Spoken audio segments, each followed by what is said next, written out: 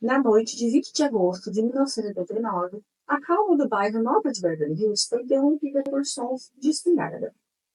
Dentro de uma mansão avaliada em milhões, dois corpos jaziam sem vida. José e Kiri Menezes, brutalmente executados com tiros de espingarda calibre 12. A brutalidade não era típica de um assalto comum.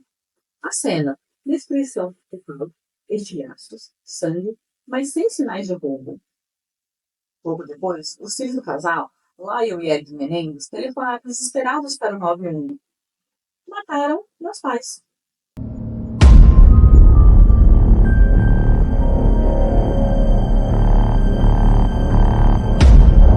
Mas a comoção durou pouco. Bastaram alguns meses e a fachada desmoronou. Por trás do luto surgia algo ainda mais sombrio. Dois irmãos, duas armas, um crime chocante. Teria levado Lyle e Eric a matar os próprios pais. Ganância?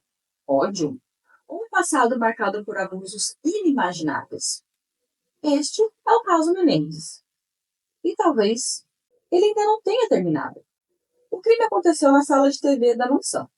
José foi alvejado primeiro. Ele assistia televisão quando levou um tiro devastador na parte de trás da cabeça. Morreu instantaneamente. Sua face ficou irreconhecível. Kiri tentou fugir. Foi atingida nas pernas. Caiu e ainda tentou se arrastar. Eric e Lyle voltaram com mais munição. Atiraram repetidas vezes, até que Kiri estivesse completamente desfigurada. Ao todo, foram 15 disparos. Em seguida, dirigiram até um container, descartaram as roupas cobertas de sangue e foram ao cinema assistir Batman, como se nada tivesse acontecido. Como se fosse mais uma noite normal. Horas depois, ligaram para a emergência, fingindo desespero. A polícia inicialmente acreditou tratar-se de um crime executado por mafiosos, dada a brutalidade. Mas logo perceberam que algo não se encaixava. Nada havia sido roubado. E o comportamento dos filhos era estranho. José Menendez nasceu em Cuba e imigrou para os Estados Unidos ainda jovem. Ambicioso, construiu um império no entretenimento. Era vice-presidente da RCA Records e depois executivo da Live Entertainment. Era conhecido por sua rigidez extrema, obsessão por sucesso e controle sobre a família. Kiri, por sua vez, foi professora e dona de casa. Antes extrovertida e amorosa, tornou-se instável emocionalmente com o passar dos anos. Mergulhou em depressão, vício em álcool e sedativos. Testemunhas diziam que vivia sob constante medo de José. O casal impunha um padrão de disciplina quase militar aos filhos. Comportamento, aparência, performance. Tudo era regulado. Erros eram punidos com agressividade verbal e física. Segundo os irmãos, atrás da fachada luxuosa da mansão, escondia-se um inferno silencioso, sufocante e invisível aos olhos de fora. Lyle e Ed pareciam os filhos modelos da elite americana.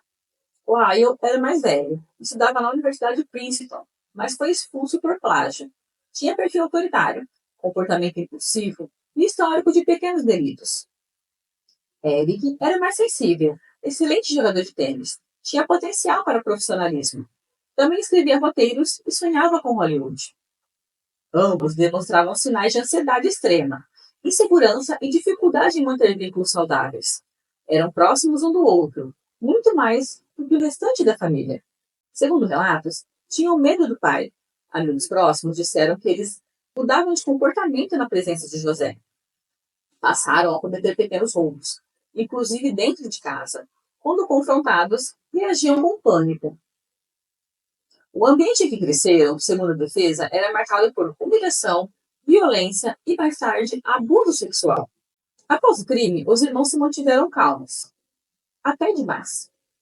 Com o tempo, começaram a gastar fortunas em carros, relógios Rolex, imóveis e até uma lanchonete. Eric, porém, entrou em crise. Ansioso e paranoico, procurou ajuda psicológica. Foi nas sessões com o Dr. Jeremy Ozel que ele confessou o assassinato dos pais. Disse que ele e Lyle foram vítimas de abusos sexuais desde a infância. Contou que o pai José o estuprava rotineiramente e que Kiri sabia e não fazia nada. Segundo Eric, eles temiam que, ao se tornarem adultos, José se voltasse contra seus futuros filhos. A morte dos pais, afirmou, foi um ato desesperado para interromper o ciclo de abusos. O que era para ser uma confissão em sigilo médico virou prova. O Dr. Ozel contou à sua namorada e decidiu entregar os irmãos à polícia. E assim, o segredo saiu do consultório, direto para os tribunais. Eric, ao saber, fugiu para Israel.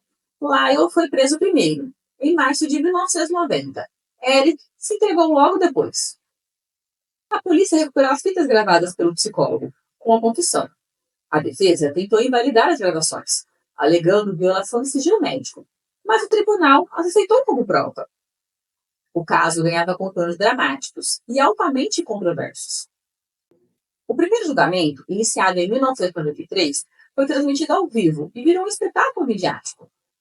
A promotoria apresentou os irmãos como jovens mimados, gananciosos e frios. Alegaram que mataram para herdar os 14 milhões de dólares dos pais. A defesa, liderada por Leslie Anderson, contra-atacou com o histórico de abusos. Eric e Lyle depuseram com riqueza de detalhes, muitas vezes chorando no tribunal. Descreveram como os abusos começaram ainda crianças, com ameaças de morte. Relataram que José usava sua posição de poder para silenciá-los. Disseram que Kiri era negligente, emocionalmente instável e até mesmo conivente. O júri não conseguiu chegar ao veredito. Julgamento anulado. Em 1995, o segundo julgamento começou. Dessa vez, sem câmeras. O juiz restringiu severamente os relatos de abuso. Focou-se no duplo homicídio, e não no contexto. Em março de 1996, os irmãos foram considerados culpados de assassinato em primeiro grau, condenados à prisão perpétua, sem possibilidade de liberdade condicional. Hoje cumprem pena em prisões diferentes, mas trocaram centenas de cartas ao longo dos anos. Com o passar do tempo, familiares, amigos e especialistas passaram a se posicionar publicamente. Alguns amigos próximos relataram que, mesmo antes dos assassinatos, os irmãos demonstravam medo dos pais. Ex-colegas da escola notaram comportamentos retraídos, agressivos ou extremamente submissos. Uma prima dos Menendez afirmou ter testemunhado comportamentos estranhos de José com os filhos. Funcionários da casa também relataram gritos, portas trancadas e crises noturnas. Por outro lado, parentes da família Menendez negam veemente os abusos. Dizem que os irmãos mentiram para escapar da culpa e construíram uma farsa. Segundo esses parentes, José era rígido, mas jamais um abusador. Kiri, dizem, era emocionalmente frágil, mas amorosa. Especialistas em comportamento criminal divergem até hoje sobre o perfil dos irmãos. Alguns veem o crime como fruto de desespero extremo. Outros apontam traços narcisistas e manipuladores em ambos. O que todos concordam é que, se houve abuso, a justiça não soube como lidar. O caso tornou-se símbolo do colapso familiar dentro da elite americana. E do quanto é difícil separar vítima de agressor, quando os laços são de sangue. Mais de 30 anos depois, o caso Menendez voltou ao noticiário com força. Em 2023, Roy Rossello, ex-integrante da boy band Menudo, fez uma revelação exclusiva. Disse que quando adolescente foi abusado sexualmente por José Menendez. A acusação deu peso à versão dos irmãos, sugerindo um padrão de comportamento predatório. Além disso, cartas escritas por Eric antes dos assassinatos foram reveladas. Nelas, ele relatava estar sendo abusado e temia não resistir por muito tempo. A promotoria, na época, tinha acesso a essas cartas, mas ignorou seu conteúdo. Movimentos nas redes sociais ganharam força com o documentário Menendez mais Menudo. Advogados entraram com um pedido de reabertura do caso com base nas novas evidências. Especialistas jurídicos dividem opiniões. Há chances, mas o caminho é longo. A defesa atual busca reclassificar o crime como homicídio em contexto de trauma crônico. Lyle e Eric continuam presos, mas não em entrevistas esporádicas, com discursos consistentes. Pedem apenas o direito de serem ouvidos com justiça, e para que desta vez o sistema judicial escute sem pré-julgamentos. O destino dos irmãos Menendez pode estar prestes a mudar. O caso Menendez é um dos julgamentos mais emblemáticos da história criminal americana. Vai além da brutalidade dos assassinatos, expõe falhas no sistema judiciário, nos tabus familiares e na forma como a sociedade trata vítimas de abuso. Dois jovens ricos, aparentemente privilegiados, escondiam um passado de dor profunda, ou seriam apenas bons atores? Até hoje, essa pergunta divide juristas, psicólogos, jornalistas e o público. Mas, com novas provas, uma reavaliação se torna não apenas possível, mas necessária. Seria justiça negar uma nova audiência diante de tantas dúvidas? Ou o peso da tragédia inicial deve selar o destino dos irmãos para sempre? O caso Menendez nos obriga a olhar para dentro das famílias e também dentro de nós. Entre vítimas e algozes, a linha é tênue e às vezes a verdade não está onde parece. O que você faria se ninguém ouvisse seu pedido de socorro? Talvez a resposta esteja nessa história, ainda inacabada. Porque justiça, quando vem tarde, ainda pode ser justiça. Não se esqueça de curtir, compartilhar, comentar, se inscreve aqui no canal. E até a próxima!